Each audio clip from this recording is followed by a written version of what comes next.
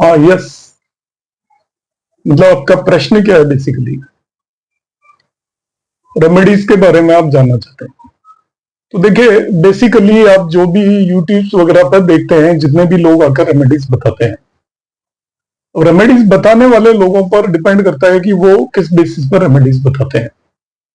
यदि आप एक बिजनेसमैन है, आपका एक काम है और उसके थ्रू आप कमा रहे हैं, तो आपका जो मेन ऑब्जेक्टिव है वो अपने आप के लिए काम करना है, ना कि आपके पास जो व्यक्ति आया है उसके लिए काम करना है। एक ये है कि आप एक किसी को सलाह दे रहे हैं, लोगों का भला करना चाहते हैं, तो वो आपको डिफरेंट टाइप की रेमेडीज बताएंगे। क्लासिक्स में कोई रेमेडीज के बारे में उतना बहुत ज्यादा डिटेल्स में नहीं बताया गया है। फिर भी मैं आपको, आपने पूछा है तो मैं दो तीन बातें बहुत इंपॉर्टेंट बताना चाहूंगा। रेमेडीज को यदि मैं क्लासिफाई करूं तो वो 3 या 4 तरीके की बेसिकली रेमेडीज होती हैं। सबसे पहली रेमेडी होती है वो आपकी मंत्रा बेस्ड होती है, और दूसरे नंबर की जो रेमेडीज होती है उसमें हम बॉडी के ऊपर कोई चीज धारण करते हैं, और तीसरे तरीके की जो रेमेडीज होती है उसके अंदर हम दान दक्षिणा वगैरह करते हैं। तो ये 3 बेसिक रेमेडीज हैं। और चौथी रेमेडी, जैसे जैसे अब कलयुग आगे बढ़ता जा रहा है, तो वो टोने टोटको पर बेस्ड भी रेमेडीज आज के समय पर बहुत ज्यादा काम करती हैं। अब इनमें ज्यादातर रेमेडीज का कोई बहुत बड़ा आधार नहीं है, मगर जिन रेमेडीज का आधार है उस पर मैं आपको बताऊंगा। हाँ, मैं वन बाई वन मैं आपको सभी रेमेडीज के बारे में बताता हूं। आप इस मेरी बात को ध्यान से सुनिएगा, तो मैं आपको इसको पूरी तरीके से एक्सप्लेन करने की कोशिश करूंगा। मैं इसके अंदर आपको साइंटिफिक व्यू बताऊंगा, और जो भ्रांतियां हैं, जो लोग जिस तरीके से मिसगाइड किए जाते हैं, क्यों किए जाते हैं, वो भी मैं आपको यहां पर बताने की कोशिश करूंगा। सबसे पहला जो मैंने बताया कि मंत्र based remedies, basically astrology exist करती है, तो वो पुनर्जन्म की धारणा पर बेस्ड एस्ट्रोलॉजी है कि हमने पिछले जन्म में कुछ कर्म किए थे, और उन कर्मों की वजह से हमें इस पृथ्वी पर आना पड़ा है, फिर से जन्म लेना पड़ा है। तो हमारे पिछले जन्म के जो भी कर्मास थे, अच्छे या बुरे, उन सभी कर्मास को लेकर हम यहां पर आए हैं, जिसे हम प्रारब्ध या आपका भाग्य बोलते हैं। और उसके बेसिस पर हमें इस जिंदगी के अंदर सफर करना है या एंजॉय करना है। हमें उन जो भी हमारे काम किए हमने अच्छे बुरे, उनके फल यहां पर हमें इस जन्म के अंदर भोगने हैं। अब जो फल हमें भोगने हैं, तो हम पूर्व जन्म में काम करके तो आगे, अब हम वहां पर जाके उन कामों को ठीक तो कर नहीं सकते, तो अब हमारे पास कोई रास्ता नहीं है सिवाय इसके कि हम उन फलों को भोगे। अच्छे बुरे जो भी फल है, वो बेसिकली के 3 तरीके के कर्म होते हैं हमारे। एक होते हैं दृढ़ कर्मा, अदृढ़ कर्मा और दृढ़ कर्मा। उसमें पर्टिकुलर टाइप के जो कर्माज है, उनके फलों को तो हमें भोगना पड़ेगा, उन्हें हम किसी भी तरीके से काट नहीं सकते। मगर बाकी 2 फलों के बारे में कहा गया है कि उन्हें यदि हम भगवान के प्रति पूरी आस्था रखें और अपने आप को सरेंडर कर दें, तो ईश्वर आकर हमारी वो मदद करता है। उसकी जब हम पूजा या समर्पण करते हैं, तो समर्पण की वजह से उन कष्टों को हम भोगते हुए भी महसूस नहीं करते। जैसे हमारा ध्यान डाइवर्ट हो जाता है, हम देखते हैं कि हमें कहीं पेन हो रहा है, और हमारा ध्यान यदि डाइवर्ट हो गया इधर उधर, तो जब तक ध्यान डाइवर्टेड है तब तक हमें पेन नहीं रहेगा, मगर जैसे ही हम बिस्तर पर आकर लेटेंगे तो हमें महसूस हो जाएगा। तो वो जो कर्म है जिनका कि भगवान के प्रति समर्पण करने पर दूर हो जाते हैं, उन कर्मों के फलों से हम बच सकते हैं। बचने का मतलब ये नहीं है कि वो हमें जो भी फल है वो मिलने हैं, अच्छे या बुरे, मगर यहां पर बचने का मतलब यह है कि हमें वो महसूस नहीं होंगे। हम आसानी से उन्हें एक्चुअली भोग पाएंगे और उससे आगे निकल जाएंगे, और उसके लिए भगवान के प्रति समर्पण सबसे इंपॉर्टेंट है। अब भगवान के प्रति समर्पण के कई तरीके हैं। एक इंसान इतना डेवलप माइंड नहीं होता कि हम समाधि की स्थिति में चले जाएं।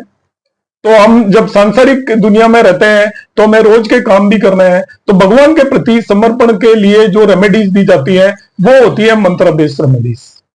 और मंत्र में जो सबसे बड़ी बात ये होती है कि लोग कहते हैं कि पुराने समय पर हम किसी पंडित जी से या किसी पुजारी से मंत्र का पाठ करवाया करते थे।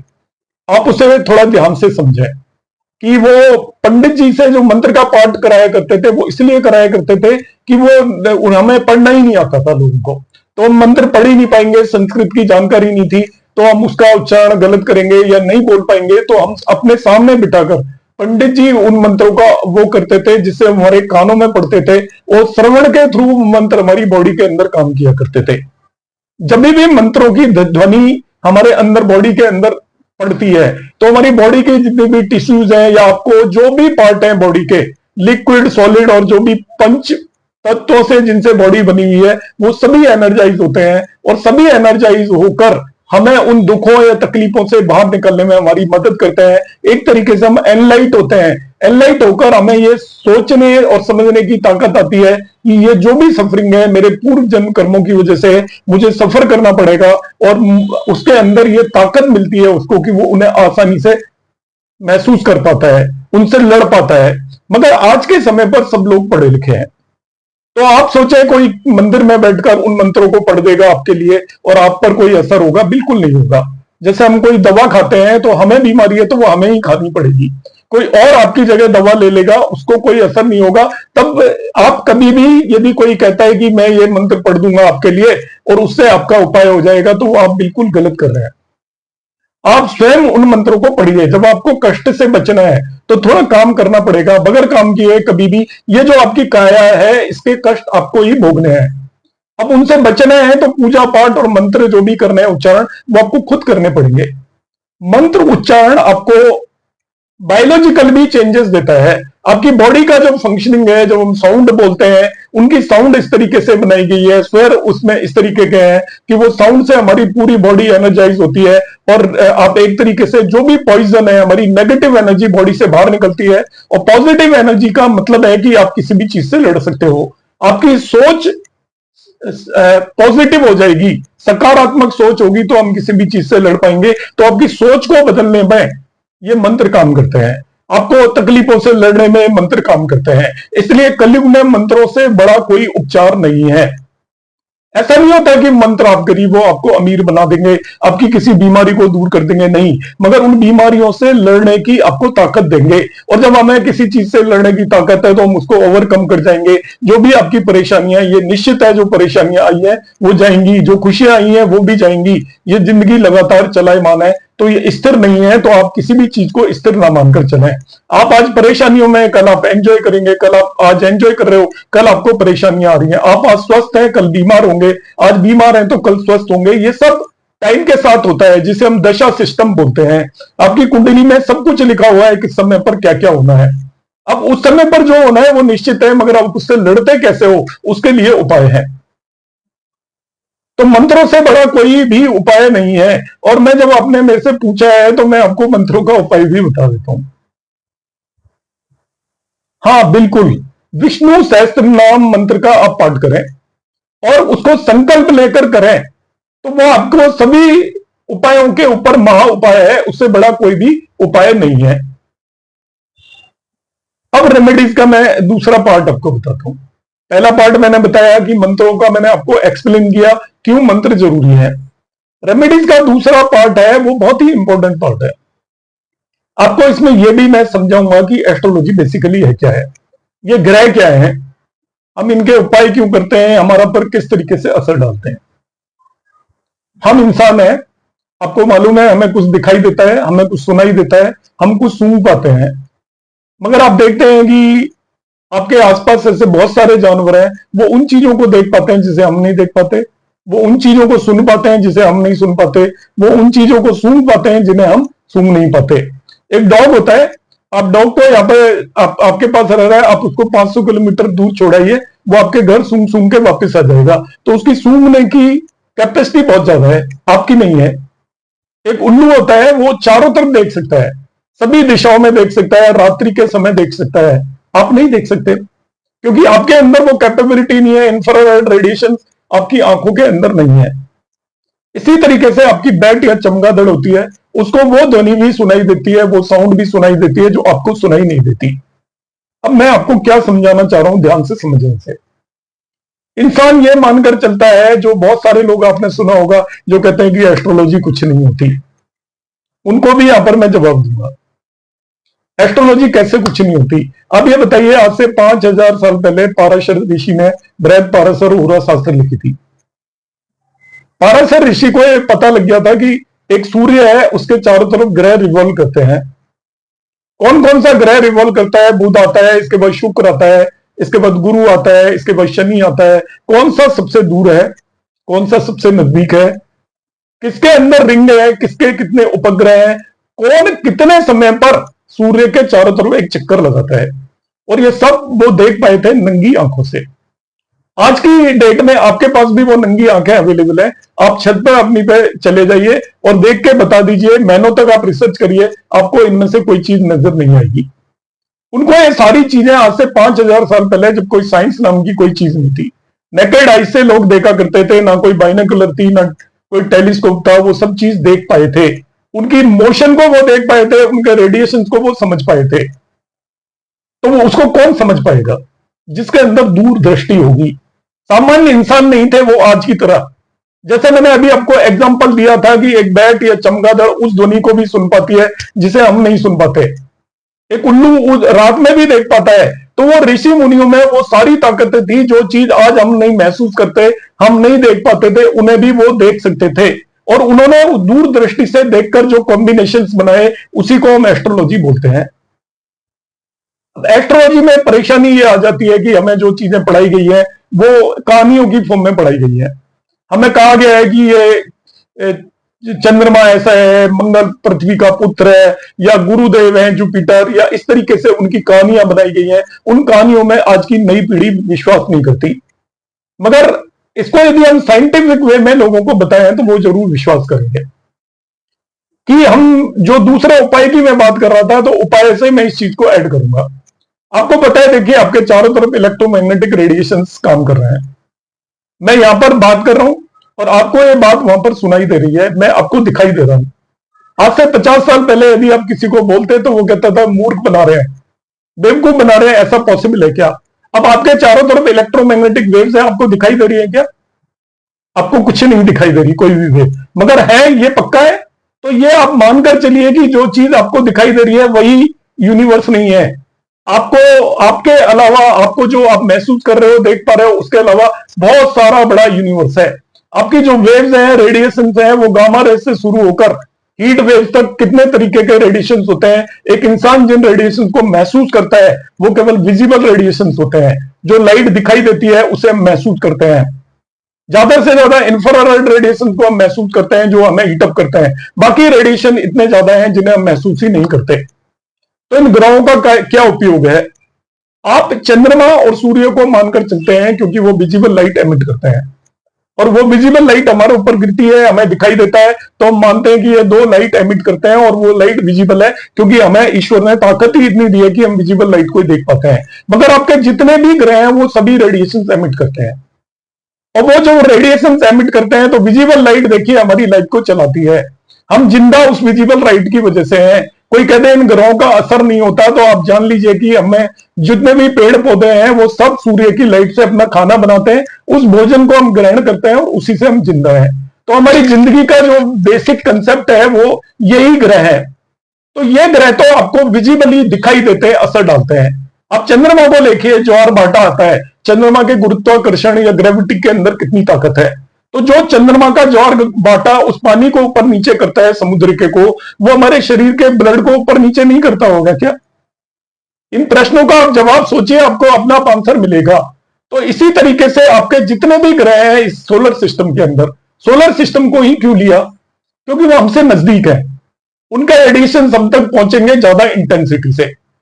तो वो सभी अपने अपने अलग अलग फ्रीक्वेंसी के रेडिएशन एमिट करते हैं, और वो रेडिएशन हमारी बॉडी के अंदर आते हैं।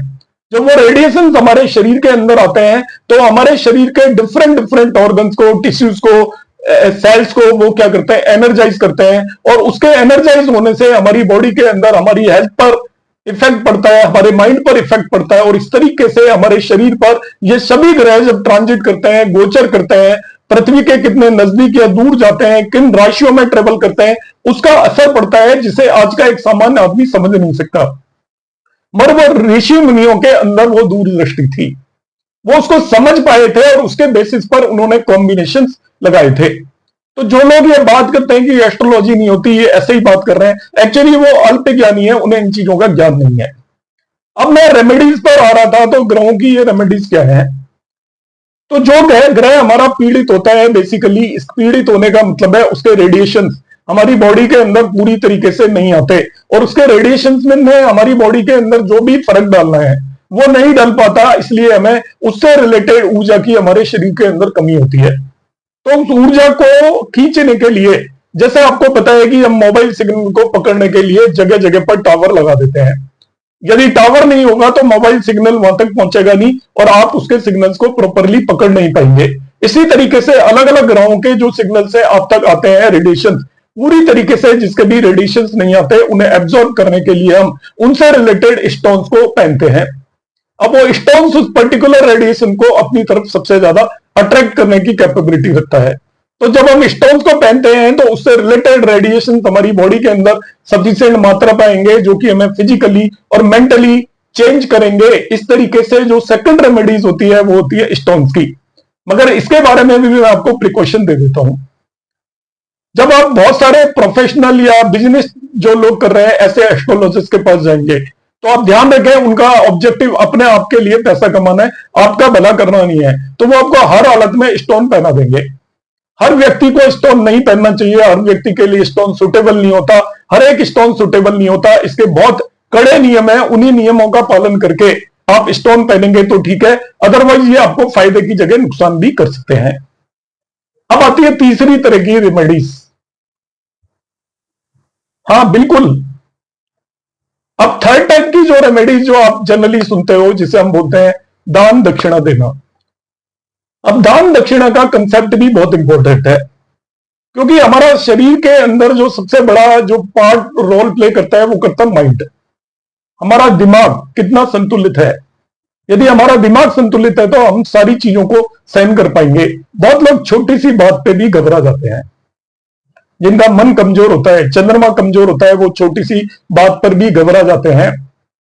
अब ये जो दान वाली रेमेडी है, आप क्या सोचते हैं कि हम किसी को दान दे देते हैं तो उससे हमें कुछ मिल जाता है, वो ग्रह खुश होते हैं? नहीं, ये हमारी फिजिकल बॉडी की एक रेमेडी है, मेंटल कंडीशन की रेमेडी है। इसका ग्रहों से कोई लेना देना नहीं है। अलग अलग ग्रहों के अलग अलग दान बना रखे हैं, वो एक बनाने का तरीका है, आपको समझाने का तरीका है, मगर ये एक साइकोलॉजिकल ट्रीटमेंट है।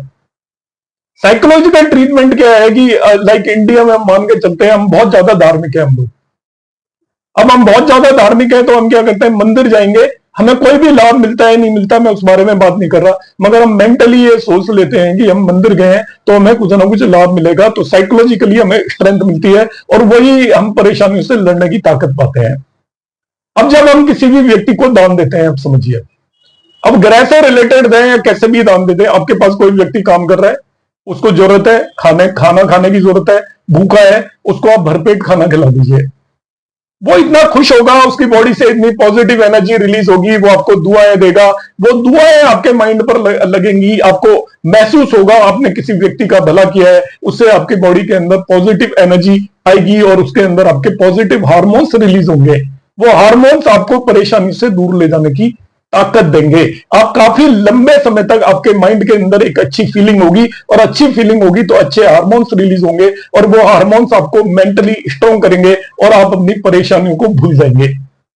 जब भी हम किसी भी व्यक्ति का दान का मतलब होता है भला करना। दान का मतलब नहीं है कि मैंने अनाज दे दिया, चीनी दे दी या किसी को कपड़ा दे दिया। आप किसी का किसी भी तरीके से भला करें। यदि आपके ग्रह पीड़ित हैं तो आप हर समय पर भला करने की टेंडेंसी रखें। आप यदि किसी का कुछ भला कर सकते हैं, आपको भगवान ने पैसा दिया है तो आप दान कर दें, आपके पैसे में कोई कमी नहीं आएगी। दान करने से जो उसकी आपकी दुआएं हैं वो आपको लगेंगी। दुआ का मतलब पॉजिटिव एनर्जी है। वो शब्द बोल रहे हैं वो नहीं लगते, पॉजिटिव एनर्जी। वो खुश हुआ, उसे देखकर आप खुश होंगे, आप खुश होंगे, आपके अंदर एक पॉजिटिव फीलिंग होगी, अच्छे हार्मोन्स रिलीज होंगे, वो आपको फिट रखेंगे, आपको तंदुरुस्त रखेंगे, आपकी मेंटल स्थिति अच्छी होगी। इस तरीके से दान काम करते हैं। उम्मीद है मैंने आपको बहुत कम शब्दों में सारी बातें समझाने की कोशिश की है, और नहीं, आपको बिल्कुल भी किसी भी टोने टोटकों में नहीं पड़ना है। ये लोग जो भी टोने टोटके बताते हैं, और अब जब से सोशल मीडिया है आप देखेंगे एक एक मिनट के कैसे कैसे वो बताते हैं। कोई कहेगा हल्दी की गांठ रख लीजिए, कोई कहेगा ये चीज बहा दीजिए, वो चीज जला दीजिए, वो चीज दबा दीजिए। आपको समझ में आता है इनसे कैसे कुछ होगा? वो लॉजिक बता देंगे आपको, कुछ भी लॉजिक बनाया जा सकता है। इंसान के अंदर माइंड ये है कि वो किसी भी चीज का कोई भी लॉजिक बना के आपको दे दे, आपको समझा दे, आप परेशान चल रहे हैं, परेशान आदमी को कुछ भी बता दिया जाए। वो लोग इन चक्करों में ज्यादा फंसते हैं, वो ऑलरेडी परेशान होते हैं और ऐसे लोगों के पास जाकर वो अपना पैसा भी देते हैं, वक्त भी खराब करते हैं और एक बगैर मतलब की उम्मीद जगा कर रखते हैं, फिर उनकी उम्मीद टूटती है और वो टूटी हुई उम्मीद वो उस विद्या के लिए हानिकारक है। जब हम एस्ट्रोलॉजर किसी को कोई भी ऐसा उपाय बता देते हैं, शर्तिया उपाय बता देते हैं, जबकि ऐसा कुछ होता नहीं है, तो वो क्या करेगा, एस्ट्रोलॉजी पूरी विदा के ऊपर उंगलियां उठाएगा और वो हमें बदनाम करेगा। उम्मीद है आपको ये मेरा रेमेडी से रिलेटेड पूरा कंसेप्ट समझ में आया होगा। लास्ट में यही बात बोलूंगा मैं कि आप जब रेमेडीज ले रहे हैं तो आप किस व्यक्ति से ले रहे हैं ये जरूर चूज करिए। आपको 10 मिनट में पता चल जाएगा वो पर्सन लालची है या वो पर्सन आपका भला करना चाहता है। कोई भी व्यक्ति यदि काम कर रहा है, एक एस्ट्रोलॉजर काम कर रहा है, उसने सालों साल पढ़ाई की है, रिसर्च किया है, पूरा टाइम दे रहा है, तो डेफिनेटली वो पैसे तो लेगा। मगर पैसे लेना एक अलग बात है, मगर आपको फंसाकर आपसे वो अपनी फी ले लेता है, बात अलग है, मगर रेमेडीज में फंसाकर आपके वो मोटे पैसे खर्च करवा रहा है, तो आप सावधान हो जाइए। आपको जिस भी रेमेडी के लिए पैसे खर्च कर रहे हैं, समझ जाइए कि उसके अंदर कुछ दाल में काला है। जी धन्यवाद।